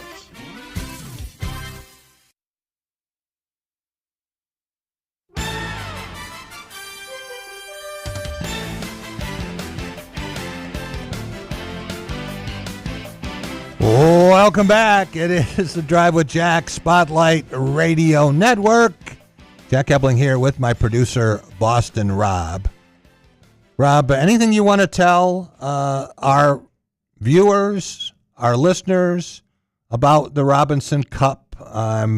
rotating it here so people can see it in all its splendor. Indeed. Product placement. You talked about this in one of the shows a little earlier, so I thought this would be a great opportunity to show off probably one of the longest-running trophies for fantasy football. How long has this been? About over 30 years, right? Well, 1997, so almost 30 years, yeah. Wow. And you guys have kept it going. Of course, I'm talking about the media around East Lansing. And so I've been lucky enough to be a part of it for 4 years, and I've won the championship, including this year, 2 years out of the 4. So there you go. Yeah, we're going to have to do something about that. You can try. You can try. I mean, We're going to strip draft picks. We're going to treat you like you've had Inflategate or something. All right. Did you notice my hat I was wearing today? Did you notice what that is? Yeah, and I didn't want to comment on that either. For a guy who says he never changes his picks, right? Well, guess what? What? All this Patriots hate and all that I'm hearing from you and all that I'm hearing, you drove me to this, Jack. All this hate about the New England Patriots have driven me back to the homeland. That's right. Just be careful what you wish for, because now you better hope they lose on Sunday, Jack, because if you come in here on Monday or when the next time you come in here, you thought I was bad before with the Celtics and the Bruins. Yeah. Oh, boy, watch out. So the mass hole is officially back with the New England Patriots. For 20-plus years, the only thing that Boston Rob has changed willingly is his underwear. And now, here he is, suddenly, flipping teams. Did you clear this with the Tampa Bay Buccaneers? I did. Did you tell them? I told Baker Mayfield, and all I got to say is my grandfather is smiling down at me right now. Yes. All right. Everything's kosher. Just wait. Wait. With Boston Rob's luck, I think the odds here should drop. The spread should drop a little bit. You better hope they lose. Yeah. You better hope they lose. Yeah, well, I am. All right, let's welcome in our Lansing-bred, Atlanta-based basketball savant. It's Tate's Take Hoops, where basketball lives. Deshaun Tate joins us. Deshaun, the NBA trade deadline today. What's the big news that a lot of people are not aware of? They went to work and been following this minute by minute. I think actually, besides the fact that, and by the way, thanks for having me, John Morant is still a Grizzly. Yeah. Giannis. And Giannis is still a Buck. Yeah. Both things I kind of anticipated. By the way, for all those who feel like this is so important, because we know it is, especially in your market. I only say that kind of facetiously because there's so many haters. Yeah. Draymond Green is still with the Golden State Warriors. Yeah, how about that? For all the people Jack, who are looking forward to, he just benefits off of having the best shooter in the world and he can never be X, Y, and Z on another team, you're just going to have to wait. And that's just the reality of what it is. But outside of that, I mean, you got to Jose Alvarado goes back home. I know it's not the biggest news in the world, but New York is trying to establish themselves as a culture with some defense, so they did so on the perimeter with picking him up. And then, of course, there's some moves that have been made in the last 24 hours as well with the Atlanta Hawks, who I've been covering very, very closely. What did you think of the Pistons deal? Dario Saric, Kevin Huerter. I guess he gives them another wing shooter to go with Duncan Robinson. Giving up Jaden Ivey, I don't want to say giving up on Jaden Ivey, but certainly, a lot of people had questioned whether he was ever going to be a great player playing with Cade Cunningham. So what do you think of that move? In such a long time, Jack, and I know we talk a lot about Foster Lawyer and everything else. Right up there, very high on that list, has been my frustration of Killian Hayes. And I didn't think that anybody could probably come really close to topping that frustration.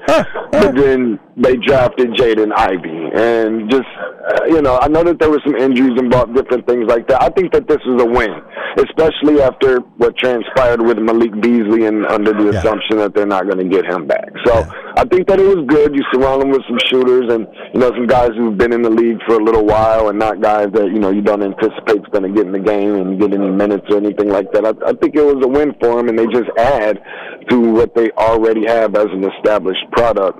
Still number one in the East and has been all season long, as a reminder. So who made a quantum leap? Who wins the NBA championship now, or who has a better chance to win the NBA championship that did not before? I think we can all say Oklahoma City is still in the driver's seat, defending champion. But did the Pistons now elevate their chances to be in the NBA Finals, or is there another team that took a major step forward? I'm not sure that anybody took that big of a step forward that can really compete and challenge Oklahoma City or anything like that. I don't see anything to that degree. Now it looks like Oklahoma City has kind of taken a little bit of a step back, which is saying a whole lot because they've been really, really good all season long. But outside of the Spurs kind of having their number, it seems like, and whatever else, what have you, I think that New York kind of helped themselves in their own way, but they've been in their own way after winning the Cup. And I think that Detroit is right there. Boston helped themselves. I'm not sure that Cleveland really helped themselves. They've probably done the exact opposite of helping themselves when we're talking about winning a world championship. And in fact, let me just say this real quick, Jack. And in fact, I think in order to say that they won their trade, at first I said we got to win an NBA championship, and I wanted to give it some more thought. They have to at least go to the NBA Finals, or there's no way that they won that trade. All right. What about the Celtics? God, I hate to talk about the Celtics. What about the Celtics now with Nikola Vucevic coming in, and we know that he can play a lot of roles. He's not a selfish player. He doesn't chase shots. He takes the ones that come to him and usually makes them. What does he mean to the Celtics, who, as if I didn't have enough reasons not to like Boston, they just shipped Xavier Tillman to Charlotte today. So are the Celtics the second best team in the East? Good, because I'm not sure that we didn't have enough Duke and Kentucky and Plumlees and whatever other players that there is on the Charlotte Hornets that typically make up their roster. I think that they did themselves a lot of good by picking up Vooch. He's a very consistent player, and he really needed some help in the front court that wasn't going to be sustainable long term for the playoffs. Okay, let's talk some college basketball. And you were baffled by what happened last night at Williams Arena, as were most people. Not that they thought that it was going to be a walkover. Michigan State was just an 8.5-point favorite. It wasn't like Gonzaga out at Portland, where they got stung by a team whose head coach had just torn his Achilles trying to practice. So what do you make of this? And suddenly Minnesota made a lot of shots from deep, shots that hadn't been going in. Michigan State had another slow start, the third in a row, and then another frenetic rally, and this time it wasn't Rutgers. They got within 5, and then Jeremy Fears Jr. had a brain fart and put his leg up between Minnesota players' legs and gets a technical foul that really changed the game. How do you explain that game? Yeah, how much is Jeremy Fears learning from Draymond Green? I don't know, but I will say, Jack, that it's almost, and again, I don't know all about panic button and end of the world and sky is falling and all that. I'm not going that far, of course not.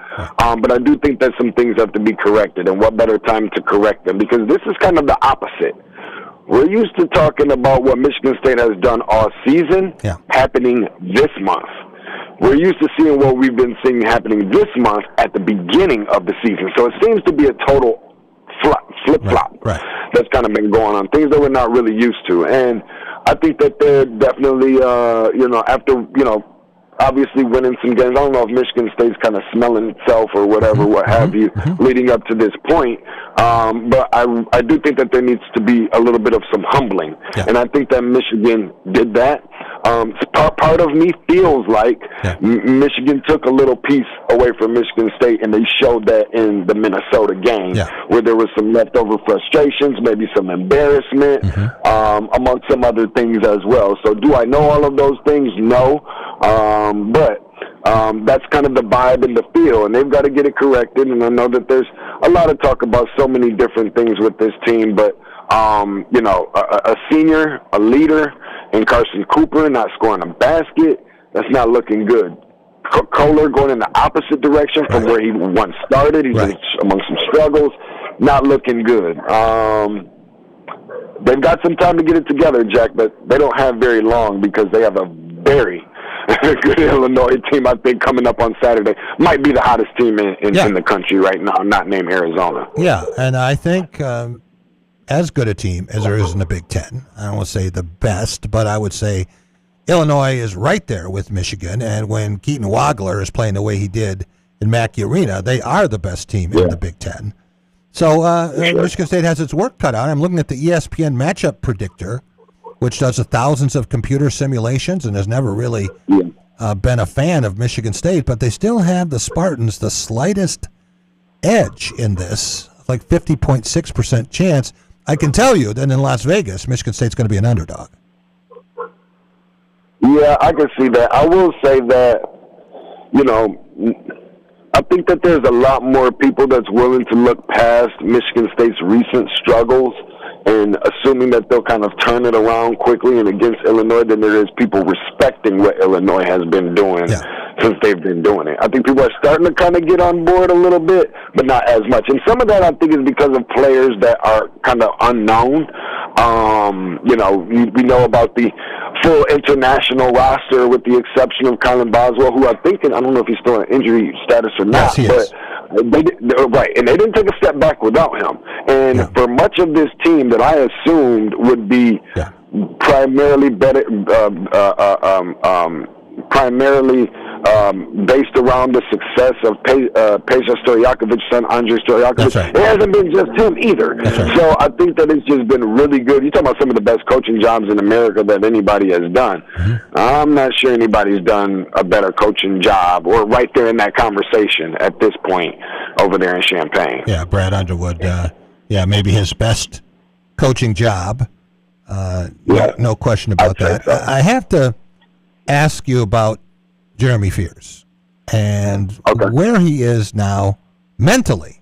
Last week, Big Ten Player of the Week, scored career 29 points in a big win at Rutgers, coming back and rescuing Michigan State, and then scoring 31, and he was about all Michigan State had Friday night against Michigan, so 60 points in 2 games, back-to-back career highs, and then he goes to Minnesota and doesn't seem like he is the same player.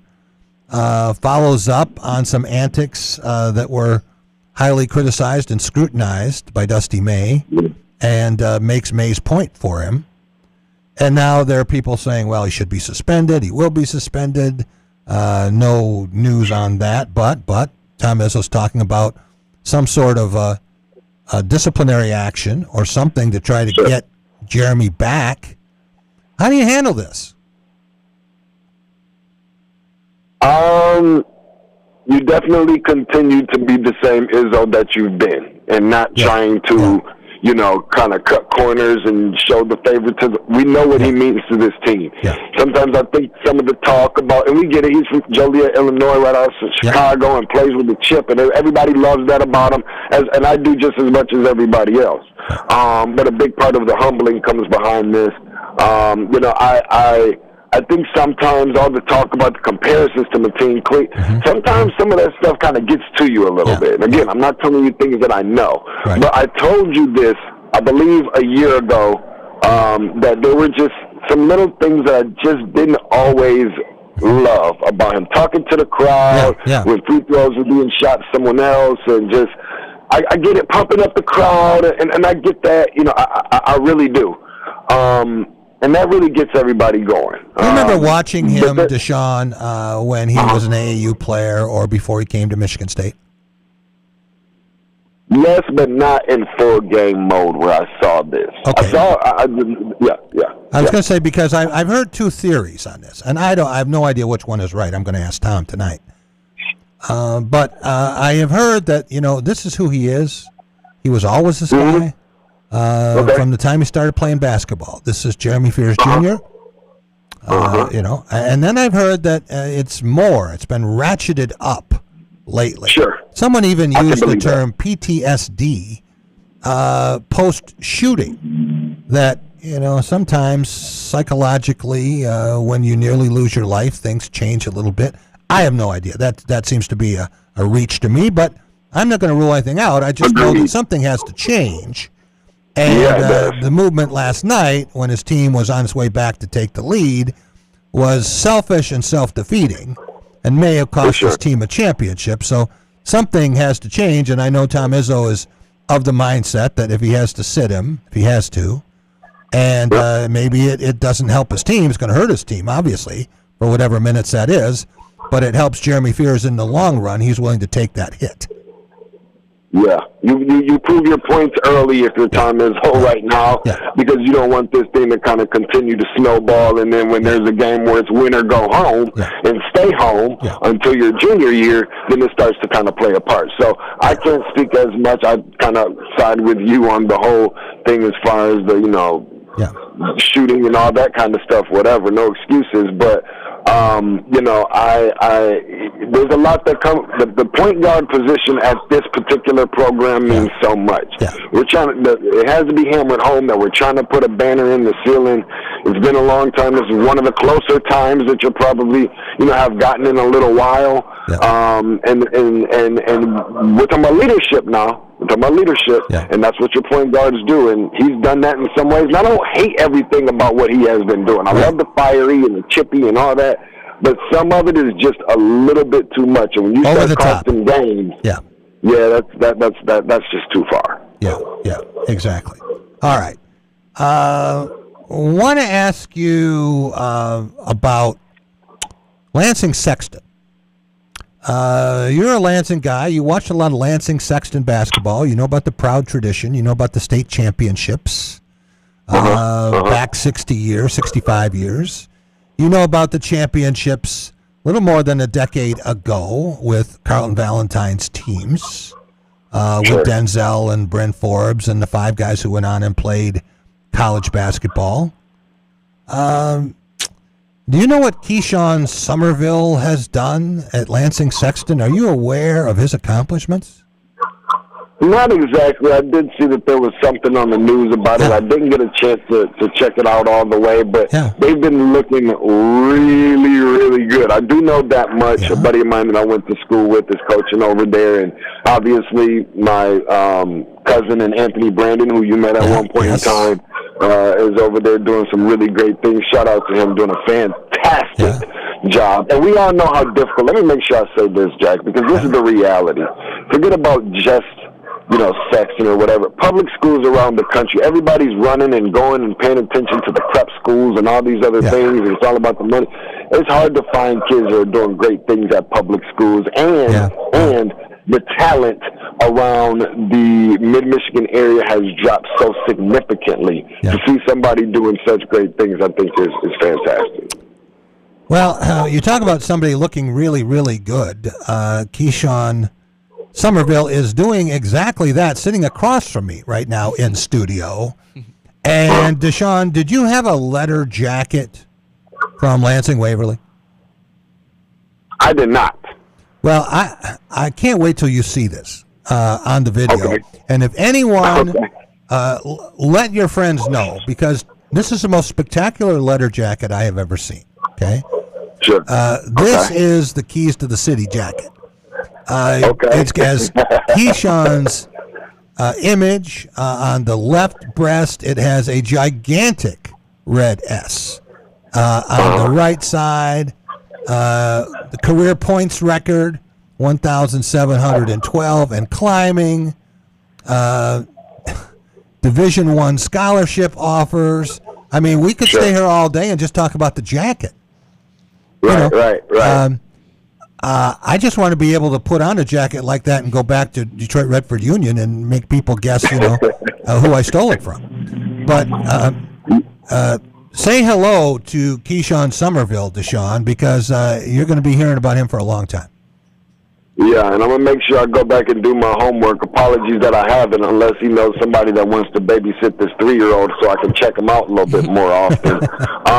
Congratulations to you. Love what you're doing. Listen, being a person that's from there still keeps up with everything that's going on there as much as I possibly can, putting on for the city, putting on for Lansing, and all of those great things, all the great accomplishments. You deserve it. Soak it up, take it in. And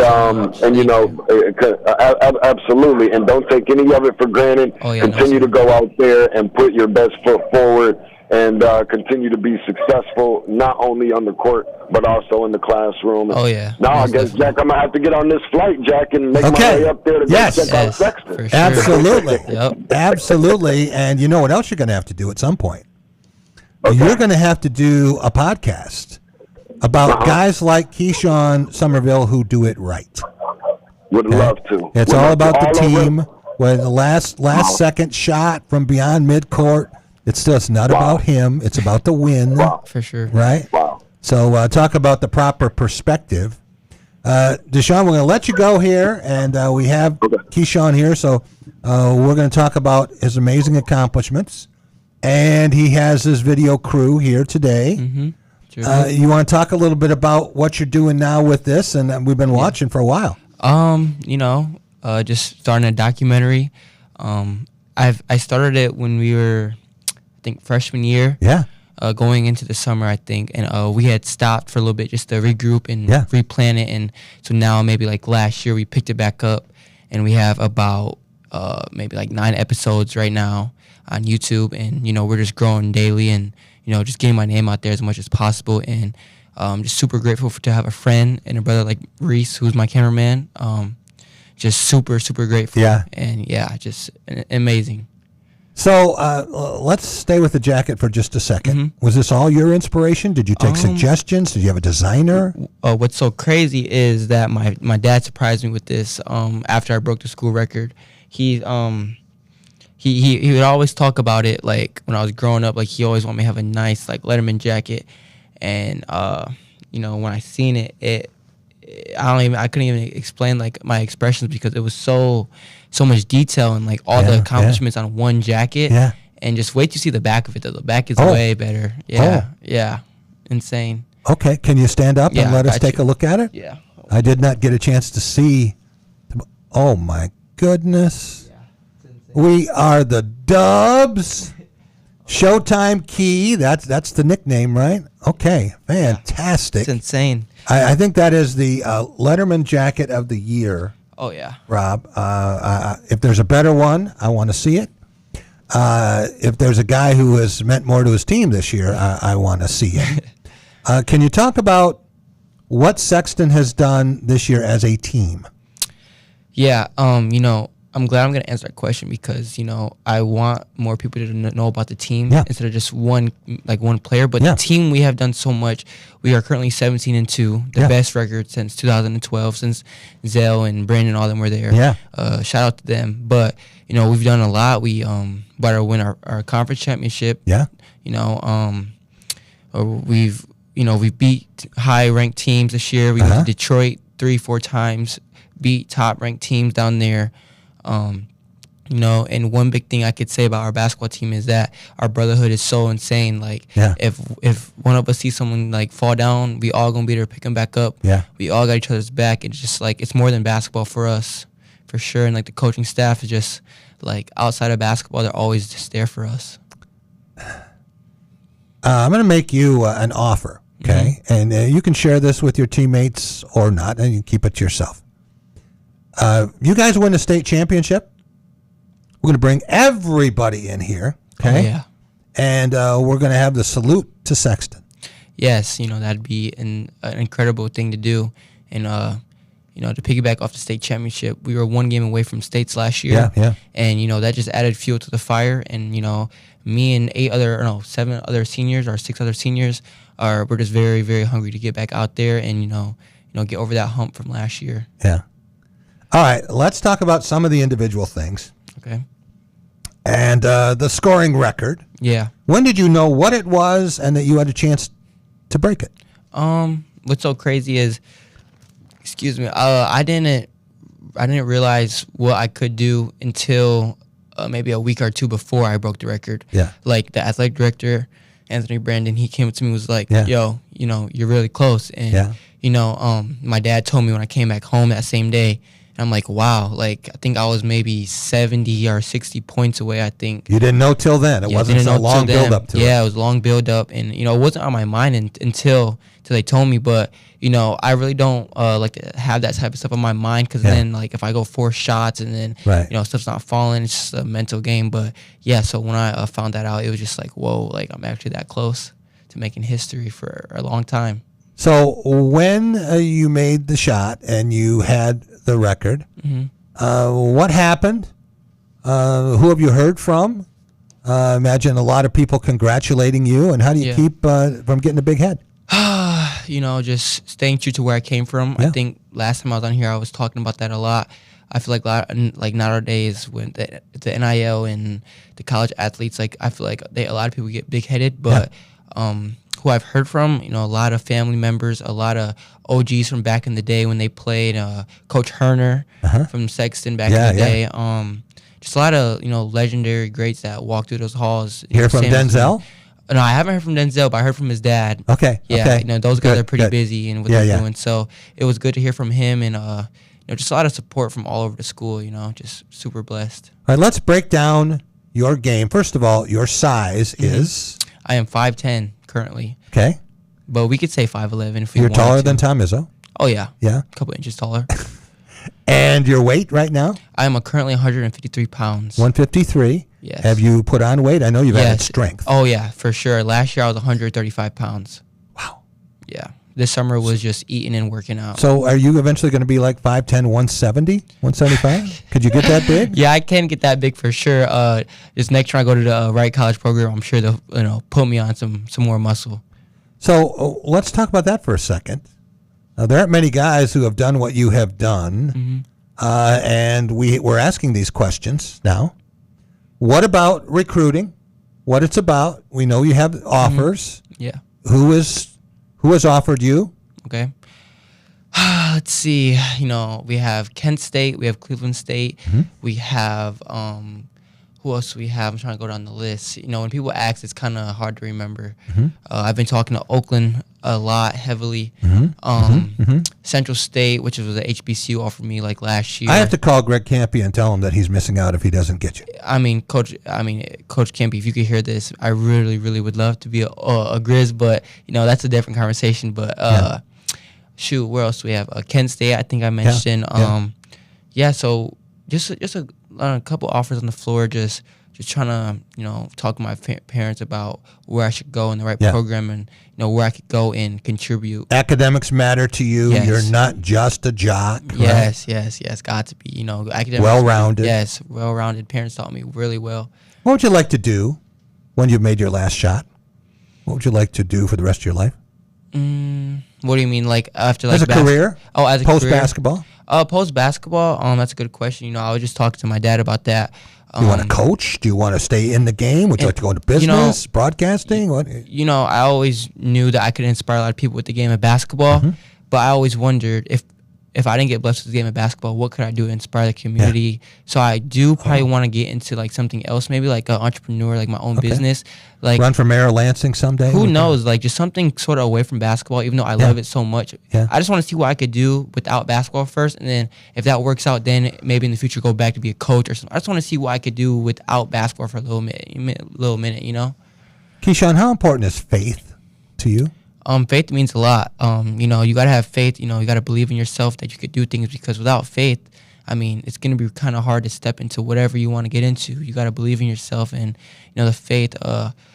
Just gotta. Are you a church goer? Oh yeah, for sure. I go to church when I can. What church? Might as well give them a shout out. It's Mount Hope for sure. Okay. And I go to a church with my Campus Life church youth group. They're just rebuilding. I forgot the name. I haven't went in a minute, but usually Mount Hope with my family. But I always like tune in on online sessions, because on Sundays I sometimes have to watch my little brother, so it's kind of hard to go out there. So my faith is big time, and I know I give all glory to God. I pray every day and night, just because I know I would not be in this position if it wasn't for Him. And academically, what's your grade point? I have a 3.5 right now.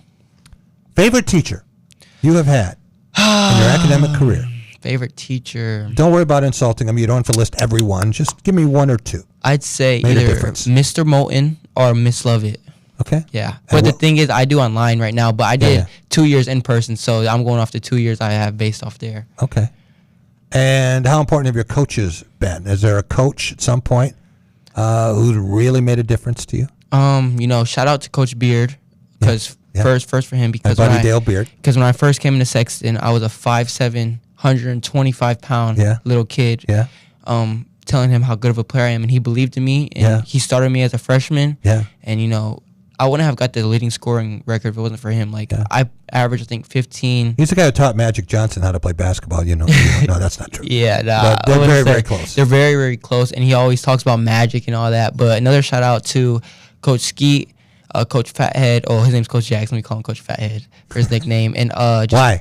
I don't know. His head might be kind of fat. No, I'm joking. But Coach Jamari. So I'm gonna give you a story on all of them real quick. Okay. Coach Skeet, he's been there for me from the jump. Because before he got the varsity coach, he was the JV coach. Yeah. And he'd always just congratulate me on all the things I'm doing at such a young age, and he always pushed me to be greater. And he's always gonna keep it real with me. He's never gonna sugarcoat anything. If he sees me doing something wrong, he's gonna tell me. Mm-hmm. And Coach Jackson, whenever I needed advice, just like outside of basketball and anything, he's there for me.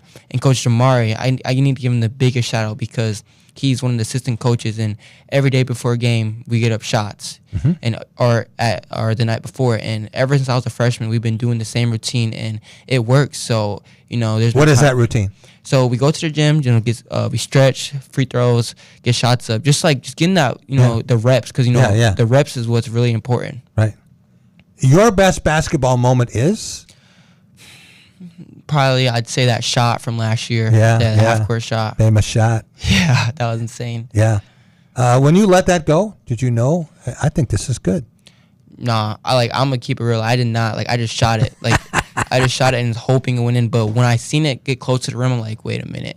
Nah, I might airball. But when it went on net, that's when I was like, wow. The best thing about Keyshawn Somerville away from the basketball court is? My personality and who I am outside of basketball. I'm such a great person, and I like to see others smile before I smile. On Christmas, I love giving gifts and receiving. That could just tell you what type of person I am. Yes, the greatest gift to receive is the gift of giving. Yes. Yes. In terms of improvement, right? The people who think they can't improve are destined to fail. What's the thing that you most want to get better at? I had a bucket list this summer. Before the summer started, my dad, we made a 3-month calendar. Yeah. And we labeled it hard work in all caps. Oh, yeah. And what I want to see me get better at right now is just maybe that's a good question, because I do a lot of stuff good, but I'm not perfect. So I just say kind of perfecting my craft, because I'm pretty good at almost everything. Yeah. But besides that, before the season came, like I said, I was 135 pounds, and I had to put on muscle. Yeah, physical development. Yeah. And my dad was just like, okay, we're gonna run the hill. Yep. We're gonna run the bleachers. We're gonna run the track, and then we're gonna go get shots up. Yeah. So for 3 months straight, for every other day, I did that. The best part of your game is? Shooting. Yeah. The weakness or the area you would most like to improve in basketball is? Probably defense, just a little bit more defense. Yeah? Yeah. Is that quickness, lateral movement, or just focus and want to? I just feel like being more of a pit bull, being in someone's jersey, up close. Yeah, because with my size, I got to be more physical. Okay. Your favorite player is? In the NBA, I'd probably say, it was Kyrie Irving, but he's hurt, so I'd say Kyrie. Yeah. Yeah, he certainly has the handle. Oh, man, yeah. I think I got mine. I was looking up to him when I was a youngin'. Were you doing Kyrie drills? Yeah, when I was crazy, I actually was, and I went to clinics, Kyrie Irving's clinics growing up, and he would do drills and stuff, so I go home and do those, yeah. Yeah, another smart guy. Yeah, for sure. Yeah, all right. In terms of your future and the scholarship offers, would you consider walking on at one of the biggest programs in the country as opposed to taking a scholarship offer? There are financial considerations, obviously, but sometimes walk-ons get on scholarship and they do things. I feel yes, with the right program, for sure, because I know when I get there, there'll be older guys that's been there, and I could develop under them. And, to get those scholarships, you got to work hard. That's and, I've been working hard my whole life, so I feel it'd be hard for sure, but I think I could really earn a scholarship if I was a walk-on big programs. So I wouldn't mind it for sure. Yeah. All right. I got a call to make to Greg Campy. Oh, yeah. Please put that call in. You have a message for your teammates to get their butts in here after the state championship game, right? Yep. We'll bring the state chip trophy right here. What does it mean to be a J-Dub? What does it mean to be a J-Dub? It's just like the culture, I feel like, and because when I feel like a lot of people, when I first came to Sexton and I decided to go there, they were questioning my decision. Like, we were the underdogs. Like, why would you go there? Yeah. I just feel like sometimes they may get overlooked a little bit, and I feel like us being a J-Dub and proving a lot of people wrong is just like a very, very special meaning for all of us and like the athletic director and all the students and everything. Well, congratulations on not just the record, not just the season, but the career and the way that you've represented. Thank you so much. I appreciate it. Your family, the name, the school, your teammates, the community, all of that. I think a lot of people are proud of you, and we know the best is yet to come. Yeah, thank you so much. That is Keyshawn Somerville. And by the way, hello, Maurice. Knowing your dad, as long as I have, we go from generations. When you're a dinosaur like I am, you see a lot of different people. But I know the pride that he takes in you as well. Yeah. And that is a fantastic thing from a father and a son. Want to thank all of our guests today. Rob, how about Tony Garcia from the Detroit Free Press? He is on his way. We're probably there by now, certainly. To Chrysler Center. Yeah, he's getting ready for tip-off. Penn State and Michigan going at it. That was a great game the first time. Michigan a little fortunate to win. Penn State had 2 chances at the end to get them. I don't expect that close a game tonight. How about Gary Gillette, author, editor, researcher, baseball historian. I have the baseball encyclopedia sitting on my desk. It's bigger than the New York City phone directory. And he's responsible for a lot of that information, talking about the Tigers signing Framber Valdez, $38.3 million a year. Wow. And the arbitration hearing for Tarek Skubal, little Mickey Lolich. I want to thank Chris Baldwin from Paper City in Houston, talking about that, Deshaun Tate and Keyshawn Somerville. Have a great night, everyone.